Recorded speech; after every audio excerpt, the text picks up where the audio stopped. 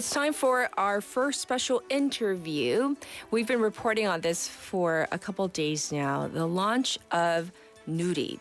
Yesterday, success, right? Because new history being paved for Korea's aerospace industry. The rocket Nuri was launched successfully, it seems, from the Aerospace Center in Kohung. And so it is called the Korea Space Launch Vehicle 2, KSLV. In short, we're calling it the Nuri. And let's find out more. We've been giving you tidbits of, there being 8 practical satellites on board being put into orbit.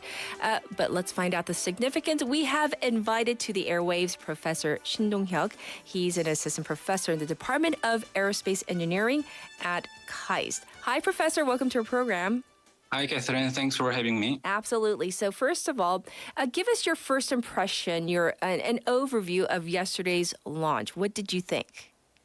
So it was another remarkable day. So the weather was nice, no clear sky, almost no chance of lightning. And then Nuria was launched at 6:24 p.m., the time it was initially planned. And it was a smooth ride. Takeoff was great. With the 4 powerful engines, Nu리호 goes straight into the sky. The first engine separation was okay, fairing separation, second engine separation, they all went okay. And then finally, around the 40 minutes from the launch, the first satellite, NextSat 2 was released okay, and then the rest of CubeSat was released too.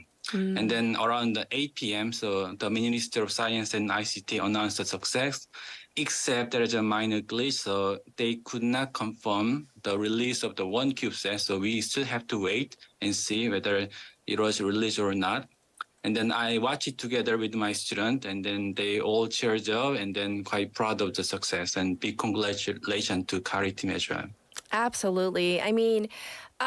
As you said, it's not just students or people who are in this field, but just people in general really, really felt elated yesterday. And, it had been delayed for one day, the launch, due to this technical glitch. What was that technical glitch? Do you have any details you can give us? So it's not from the launcher itself, and then it's coming from the ground station.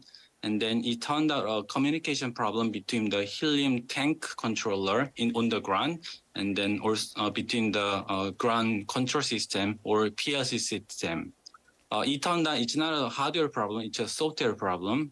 The PCR system sends multiple commands to the control system, but when sending the command, it requires some time gap between the commands. And then it's been fixed, and then the director of operation, Dr. Go Jung-wan, said it was a simple fix, and then they tested six times, and it was confirmed to be working okay in the 5 in the morning yesterday. So I assume they worked quite hard to figure that out. And yeah. Yes. And so what also experts do point out, it's very common to have delays in launches, correct? Yes. For example, the SLS program or Artemis program last year from the USA is delayed twice. And then actually it delayed by 2 months. So it's quite common. Yeah. Yes. And in terms of the satellites that the Nuri is carrying or was carrying, do you know what the missions are? Can you tell us what the missions are going to be for these satellites, these practical satellites? So it has 8 satellites in total, and then the main one is something called the NextSat 2, which has 6 payloads. The most important one is something called the SAR radar, or synthetic aperture radar. And then the main advantage is that it can monitor the Earth even in the cloudy situation or at night. And then it also carries LEODOS, which will detect the cosmic radiation, and it carries the phase change material, power amplifier, a satellite receiver, and then solar panel as well. And then second set of payload is something called the SNIPE. So it has a set of 4 CubeSat, and then it'll have a formation flight, so they can either fly in a row or fly in sideways, and then it'll detect the microstructure of the space weather. And in addition, there are 3 more Cube satellite made by private companies in Korea, and then they will validate their own device in space. Yes, yes. And how would you assess this launch, this third launch, compared to the two previous launches? Meaning, how is this third launch different? So the hardware itself is more or less same. So it's the same hardware, but the main difference is the mission. So previous times it carry verification satellite or dummy satellite. So actually it can be placed any location so that the carrier decide to go to the maximum. So that's why they target is the 700 kilometer. But this time we have a real customer, and then the customer want to put the orbit in the 550 kilometer above. So that's the kind of main difference. So that actually, if you actually check the time, it took faster because it reached the lower orbit. And then second difference is industry participation. So last year, Hana was chosen as an industry partner to take over the technology. And then they kind of start to involve in this launch. Ah, yes.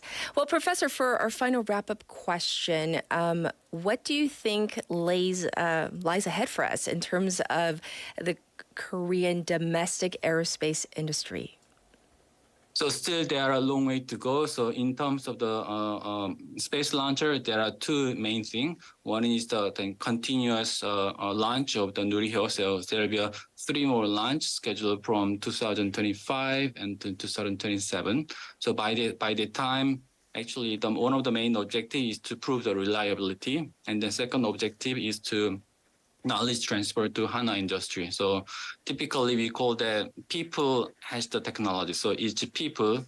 So right now it's only Kari people who has all the know-how, and then all the things need to be transferred to HANA. And then in parallel, there is a new rocket development, which is aiming for moon exploration. So it'll be more powerful, and then it'll be more versatile. That's kind of satellite perspective. I mean, that's the launcher perspective. And then in parallel, we have a KGPS, which will provide more accurate GPS, and which will be deployed and planned over the next decade.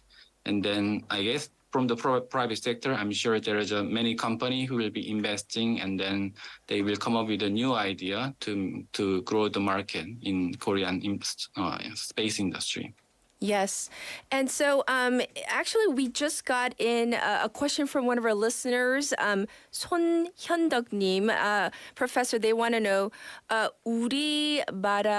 우리나라 위성 발사 관련 자립도는 어떻게 되나요? So can I ask you that question as our final question? Because we have so many questions from our listeners right now, so I had to squeeze one in.